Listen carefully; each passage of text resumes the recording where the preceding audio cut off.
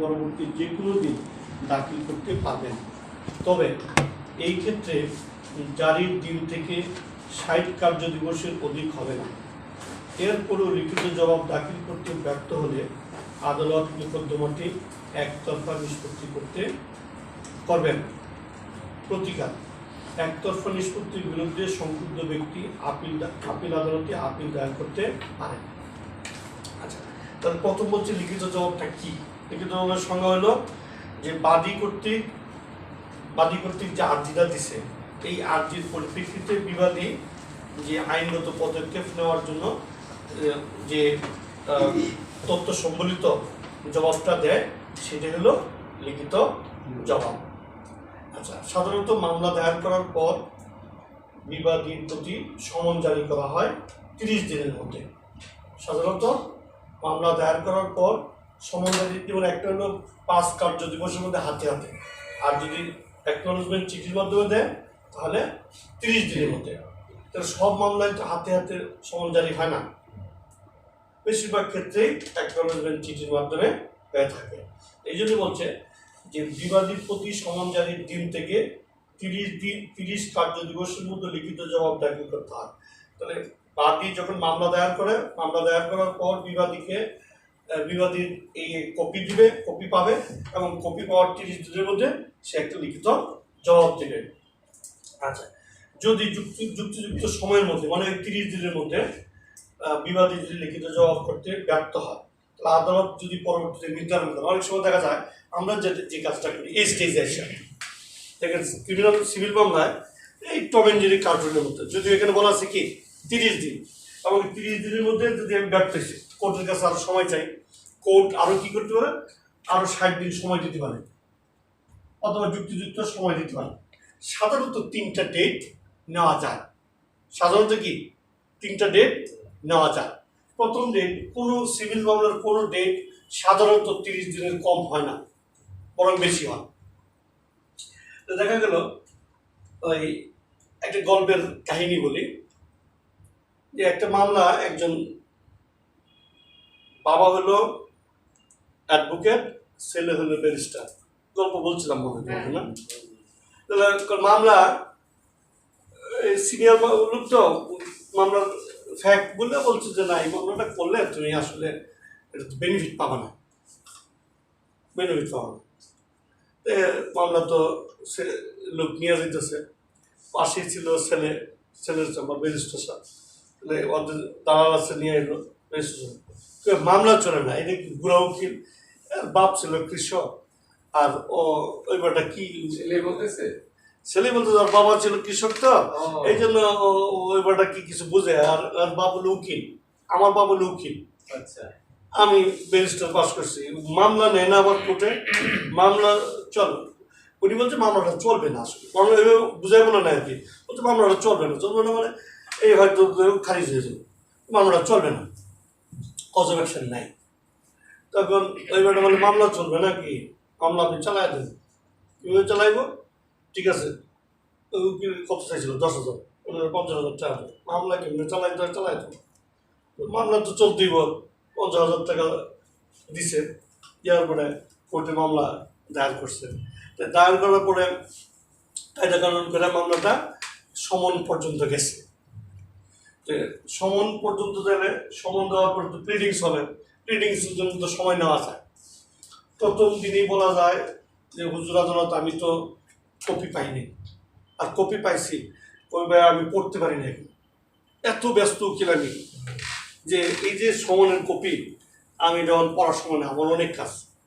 দেখবেন প্রত্যেকটা উকিল এত ব্যস্ত, এত কাজ, মানে মামলা কিন্তু তার 3টাও নেই, এত ব্যস্ততা দেখাবো, আপনি দেখলে মাথা খারাপ হয়েছে, বুঝে না জানি কি কত কাজে ব্যস্ত, কত মামলা তার আছে। দেখবেন গিয়া ঘুরে ঘুরে 2টা মামলাও নাই, কিন্তু কোর্টে এত ব্যস্ত, এত ভাব, মানে ভাবের শেষ নেই।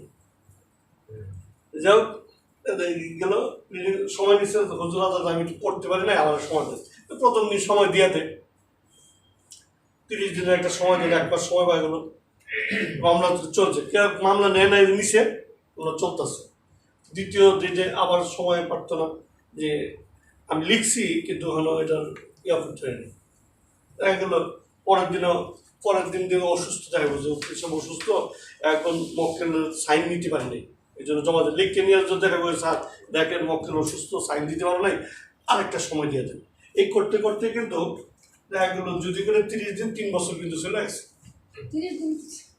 3 বছর কিন্তু এই যে কোর্টটা একটা সময় উপযুক্ত সময় 2-3 বছর চলে গেছে। 2-3 বছর পরে জবাব দিচ্ছে, জবাব দিয়ে যখন মামলাটা ইস্যু গঠন করবে তখন যদি কজ অফ অ্যাকশন নাই, মামলা খারিজ।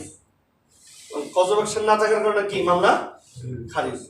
তা এখন বেটা কি হলো তাহলে, কি হলো বেটা, আমি তো 3 বছর মামলা চালাইছি বেটা, ওই বেটা তো একদিনও মামলা চালাইনি, মামলা তো চালাই দিচ্ছি, মামলা চালাই দিচ্ছি। তো মামলাটা চালাই কোন জায়গায়, এই জায়গায় মামলাটা চলে কোন জায়গায়, এই জায়গায়, মানে কোনো মতো করতো প্রথম পড়ে না, সেখানে এই আমাদের সেরেস্তদের টাকা দিয়ে মামলাটা অ্যাকসেপ্ট করা ফেলেছে। পরে কি করলেন, যখন আপনার এক্সেপশন হয়ে গেল, বাদী বিবাদীর কাহিনীটা হলো অনেকটা সতীনের মতো, যে কাজটাই করবো এটাই বাদী বিবাদীটা অস্বীকার করবো, বিবাদী বাদীটা অস্বীকার করবো। মানে দুইজনের যদিও খুব কাছের একজন মানুষের সাথে যখন আমি একজনের সাথে মামলা করি, নিশ্চয়ই কোনো না কোনো কারণে তার সাথে আমার একটা ভালো সম্পর্ক ছিল।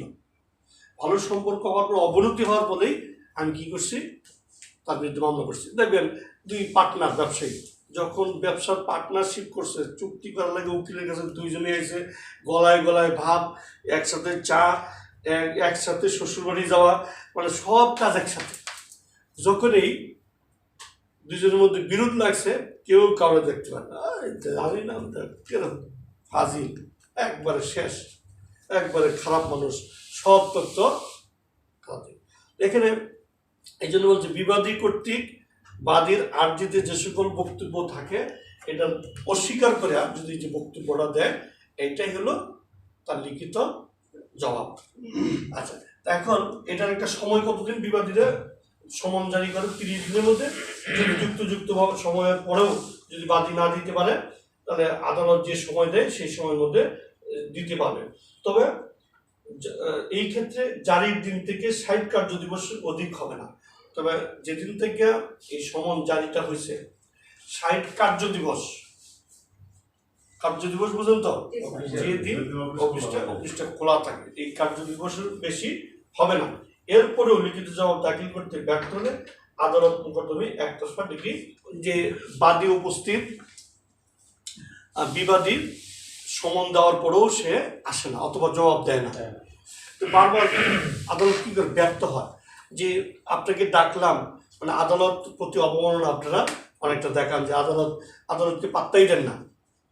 কোনো মানুষ যদি আদালতকে পাত্তা না দেয়, আদালত আপনার প্রতি সংক্ষুব্ধ হবে না? আপনাকে নোটিশও দিলাম, সব কিছু দিলাম, আপনি আসেন না, আদালতের প্রতি আপনার স্যাটিসফ্যাকশন নাই।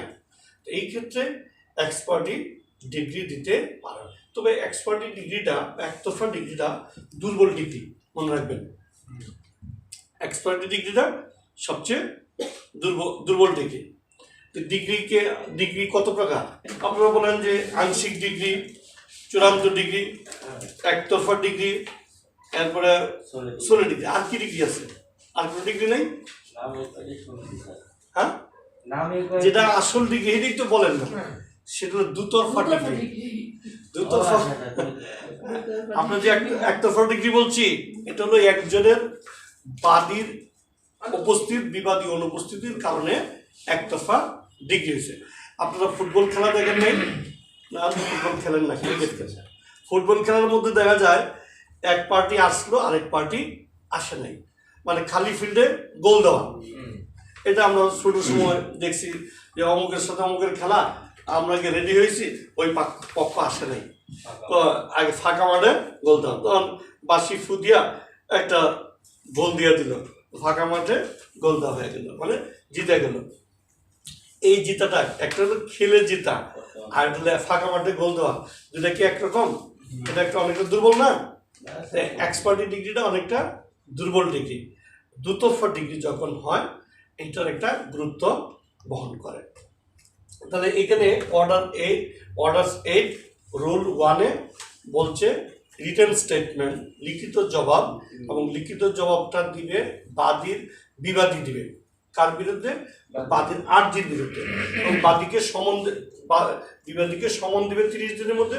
সমন পাওয়ার পর সে এই জবাবটা দেবে। কোনো কারণে যদি সেই সময়ের মধ্যে না দিতে পারে এবং আদালত যদি এটা অ্যাকসেপ্ট করে, আদালত সময় দেয়, উপযুক্ত সময় দেয়, সেই সময়ের মধ্যে দিতে হবে। তবে বলছে যে সর্বশেষ 60 কার্যদিবসের মধ্যে অবশ্যই রিটেন স্টেটমেন্টটা দিতে হবে। আচ্ছা, যদি না দেয় তাহলে একতরফা বাদী জিতে যায়, বিবাদী হেরে যায়। আর এখানে বিবাদী কি তাহলে কোনো প্রতিকার নাই? অবশ্যই প্রতিকার আছে। কি? একতরফা নিষ্পত্তির বিরুদ্ধে সংক্ষুব্ধ ব্যক্তি আপিল আদালতে আপিল দায়ের করতে পারে। তাহলে একতরফা ডিগ্রির বিরুদ্ধে সংক্ষুব্ধ পক্ষ অর্থাৎ সে আপিল করতে পারবে। তার প্রতিকার হলো আমি এটা মানি না। যেমন আমরা একতরফা ডিগ্রির ধারা অর্ডার 9 দেখবো। অর্ডার 9 রুল কততে আছে? একতরফা 6 না 9? কত? এই আপনি বলেন তো। 9 6 এবং 9। আবার আছে একতরফা ডিগ্রির পুনরুত্থান। আমরা যদি হয়ে যায় তাহলে আমরা এটাকে মামলাটা আবার পুনরুজ্জীবিত হবে কত দ্বারায়? 9-13-তে নাকি? 9-13-তে এটা উত্থাপন হবে, আমরা পুনরুজ্জীবিত করবো মামলাটা। আচ্ছা, তাহলে এই অর্ডার 8 রুল 1-এ আমরা এই জিনিসগুলি পেলাম। অর্ডার 2-তে হলো লিখিত জবাবে সকল আপত্তি উত্থাপন। বিবাদীকে লিখিত জবাবে অবশ্যই সকল আপত্তি উত্থাপন করতে হবে। যেমন আরজিটি প্রতারণামূলক, তামাদি আইন দ্বারা ভালিত, দাবি পূর্বিক পরিশোধ ইত্যাদি, এই কথাগুলি আগে বলতে হবে। যদি আপনি রিটেন স্টেটমেন্টে প্রথম যখন দিবেন এই কথাগুলি যদি আপনি উত্তরগুলি আগে না দেন তাহলে পরে কিন্তু এটি উত্থাপন করতে পারবেন না। আমরা আরেকটু কথা বলি। যেমন আমরা বলছিলাম যে একটা মামলায় কখন আরজি সংশোধন করা যায়, প্লিডিং সংশোধন করা যায়। কখন আরজি সংশোধন করা যায়, প্লিডিং সংশোধন করা যায়? বলছি সবসময় করা যায়, তবে মূল বিষয়বস্তুর পরিবর্তন হয়ে যাবে, মৌলিকত্ব নষ্ট হয়ে যাবে, এই সময় এরকম ক্ষেত্রে করা যাবে না।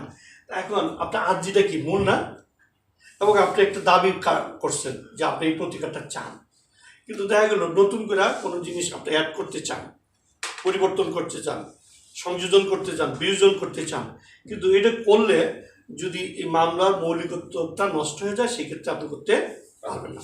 মৌলিকত্ব ঠিক রেখে আপনি সংশোধন করতে হবে।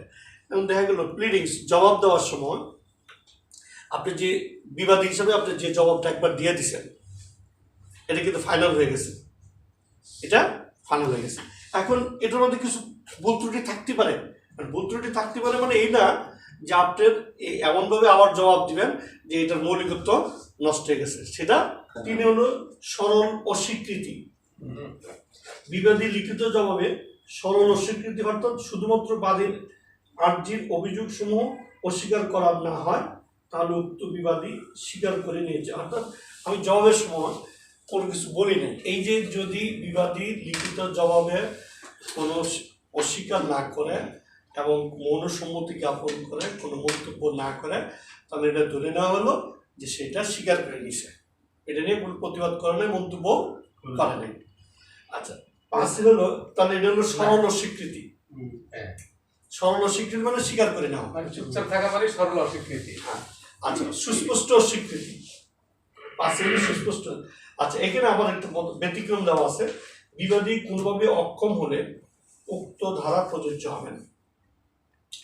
একজন বিবাদী অনেক সময় সে বুবা, কানা, লোলা, ল্যাংড়া, অথবা চোখে দেখে না, এরকম আছে না অনেক, যদি অথবা অযোগ্য, অপ্রাপ্তবয়স্ক, সেই ক্ষেত্রে কিন্তু এই বিষয়গুলি এখানে প্রযোজ্য হবে না। আচ্ছা, সুস্পষ্ট অস্বীকৃতি। বিবাদী লিখিত জবাবে অস্বীকৃতি সুস্পষ্ট হতে হবে।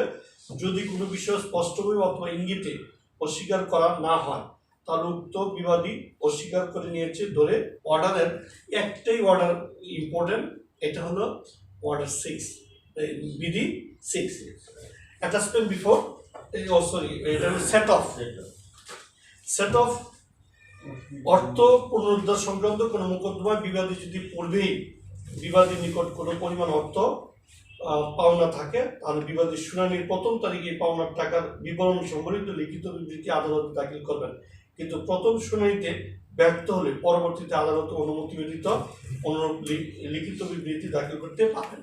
আচ্ছা, এই সেট অফ সম্পর্কে আপনাদেরকে আমি আগেও পড়াইছি। সেট অফ মানে কি? পারস্পরিক দাবি বা পারস্পরিক দাবি উত্থাপন নাকি? আচ্ছা, এই দাবিটা অবশ্যই কি অর্থের হইতে হবে। এই দাবিটা কি কিসের হইতে হবে? এটা অর্থের হইতে হবে।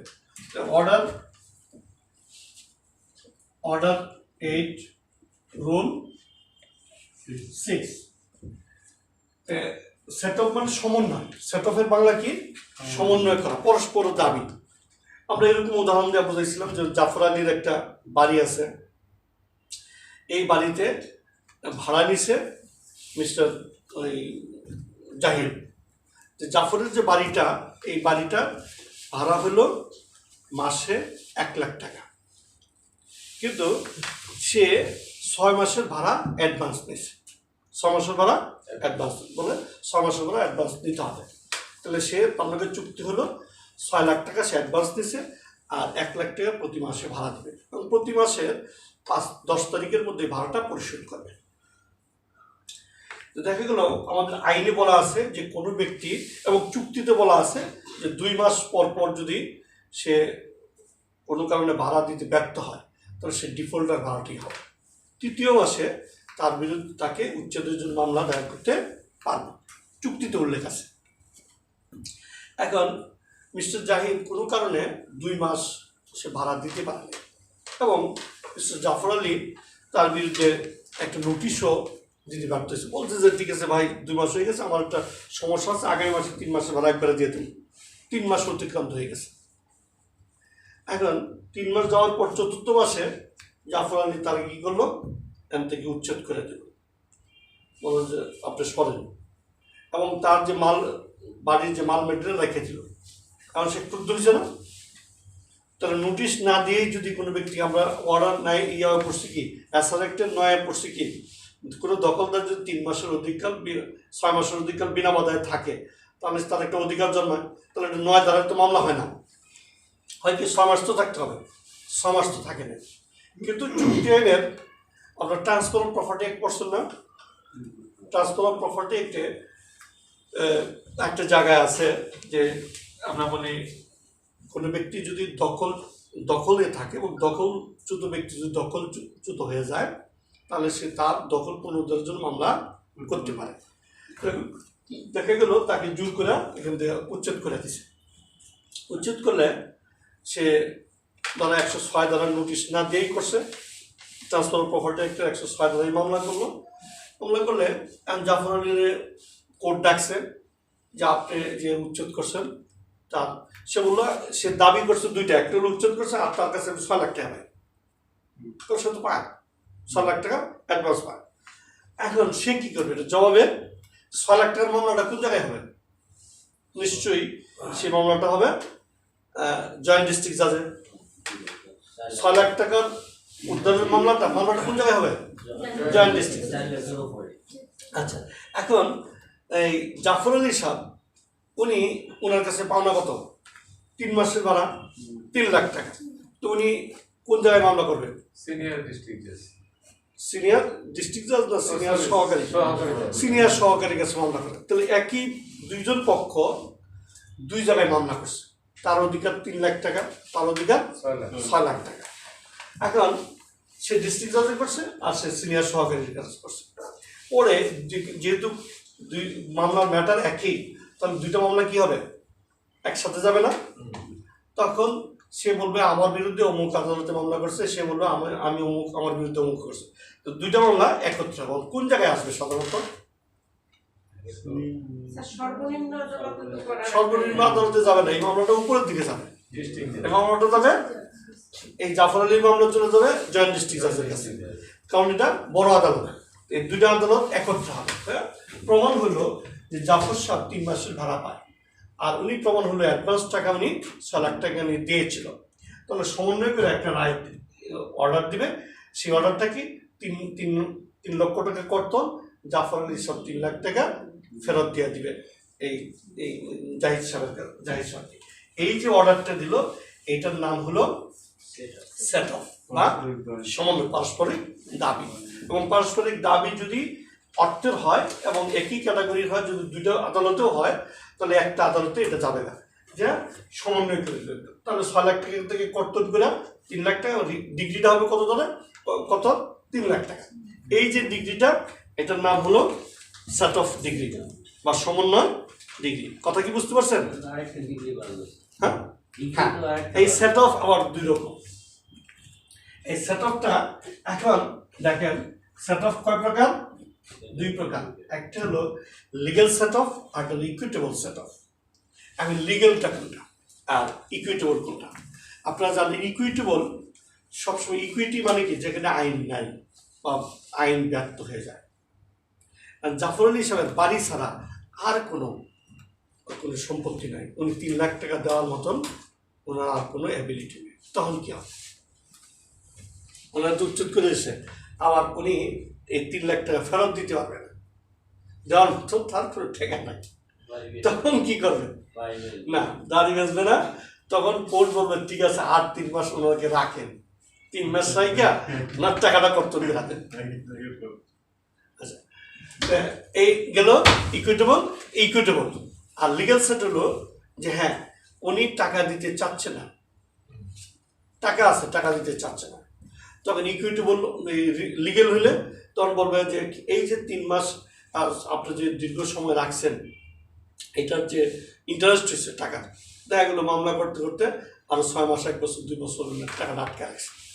তখন বলবে যে এই 3 লক্ষ টাকার সাথে আরো ব্যাংক ইন্টারেস্ট সহ 6% বা 7% ইন্টারেস্ট সহ এটা যোগ করে এই জাহিদ সাহেবকে ফেরত দিয়ে দেবেন। আর আপনার ওনার উচ্ছেদ করার জন্য ওনার যে ক্ষতি হয়েছে, আসবাবপত্র ক্ষতি হয়েছে, অন্যান্য ক্ষতিপূরণও দাবি করতে পারে। তাহলে এটা কি হবে? লিগ্যাল। তাহলে 2 রকম, একটা হলো ইকুইটেবল আর একটা হলো লিগ্যাল সেট অফ। বুঝতে পারছেন? এই অর্ডার 6 রুল আপনারা তো মূল বইয়ে আগে ফাইনালে থাকতে পড়ছেন না?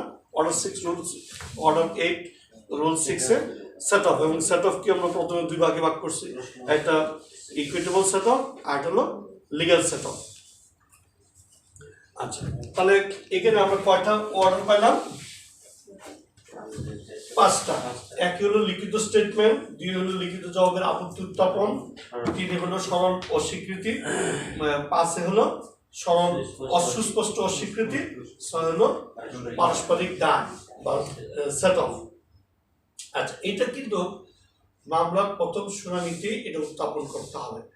যদি প্রথম বিবাদীকে উত্থাপন করতে হবে, হ্যাঁ, বিবাদীকে প্রথম শুনানিতে ব্যর্থ হলে পরে আর এটা নিয়ে দাবি করা যাবে না। আপনি আগেই করতে হবে যে আমার টাকাটা ওই সময় উল্লেখ করতে হবে। হ্যাঁ, মামলার মধ্যেই আপনি উল্লেখ করতে হবে যে আমি কিন্তু এই যে অ্যাডভান্স টাকা দিছি, ওনার অ্যাডভান্সের টাকাটা আমার ফেরত দেয় নাই।